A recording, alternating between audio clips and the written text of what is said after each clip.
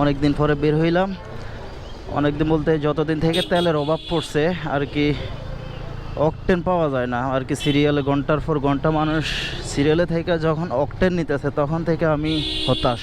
গাড়ি এতদিন বন্ধ হয়েছিল, এখন ঈদের বাকি আর 6-7 দিন, তো এখন তার বসে থাকা যাইব না, তেল দরকার আর কি। যেহেতু বাড়ি যেতে হইব, এই জন্যই বের হয়ে গেলাম। দেখি এখন আমার আশপাশে কয়েকটা পেট্রোল পাম্প আছে, অলরেডি 2টা বন্ধ পাইছি।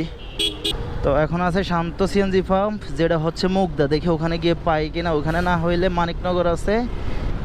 তো বাড়ি যেতে হলে আমার মিনিমাম টাঙ্কি ফুল করতে হইব। টাঙ্কি ফুল করার কোনো অপশন নাই।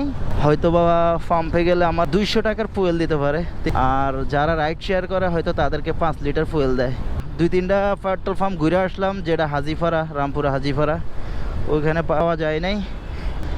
আসলে মানুষ প্রয়োজনের থেকে বেশি অকটেন রিজার্ভ করে রাখছে, যার কারণে আসলে এই সংকটগুলো হয়তো বা দেখা দিছে। আমি জানি না, আমি আসলে এতদিন বের হই না এই সংকটের কারণেই।